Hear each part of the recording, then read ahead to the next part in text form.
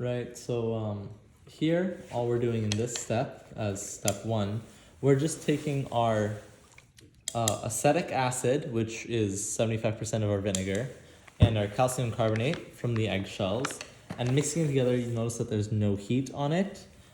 Basically, we're just stirring it together to try and mix them before we boil it and reduce. Actually, I'm going to turn on the stir rod here, just to make this go faster. So when they mix, it produces calcium acetate, which is what we want to mix later on, and a byproduct of CO2 gas, and that's what these bubbles are on the top. And we're going to let it run overnight. Hopefully these foaming will stop, and then we can boil it and reduce. So let's get rid of one of these filter papers. Right now, all we're doing is filtering only the aqueous part of this solution out, and then we'll get rid of the remaining eggshell powder, because theoretically all of the reactions should have occurred by now, and all we have to do now is extract our calcium acetate from it.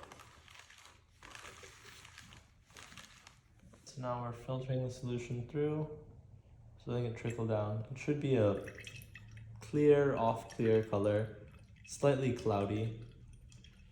We just want to drain away the impurities in it, at least the large ones.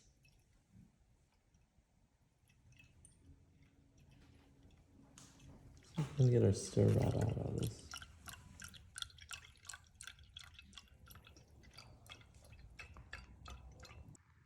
Right, so all we're doing here is we're boiling the water to reduce it, and that'll help the crystals solidify, because an interesting thing about calcium acetate is that its solubility in water actually goes down with heat, unlike most things. So as we heat it up, we should see crystals start to form. Right, so as we can see here, it's been about maybe 20 minutes since the last check-in, and the crystals are starting to form in true now. You know, there's much larger. You can see them from up top. We're at 102.3 degrees Celsius now. And flakes are forming. Right, as you can see here, it's starting to get cloudy. This is like 5 minutes later.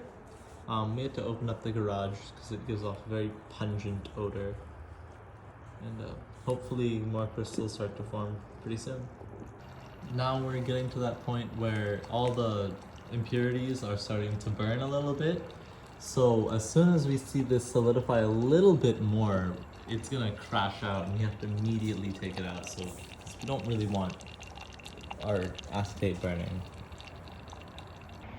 Finally, it's been like 2 hours of boiling about, and I think we're finally ready to take it off the hot plate. Bottom's a little bit burnt, that's just the impurities though. But as for the calcium acetate itself, we just let it cool now a little bit. Then we put it onto our dish, dry it, and crush it. Right, and with that, taking out the last piece of our acetate, and this should only take a couple hours to just dry, and then once it's dry I can crush it up and we have our powder. Right, so what we have here is the mixture and powder between our diammonium phosphate and our calcium acetate. We have 1.67 of this to 1 molar ratio of this, and I'm just going to swirl this around and put it on some paper. And then we're gonna blast this with microwaves for about 5 minutes at 500 watts, which is what this is on, and try and reduce it to the point where it should have about 97% mass to 98% mass HAP. That said, move this all away.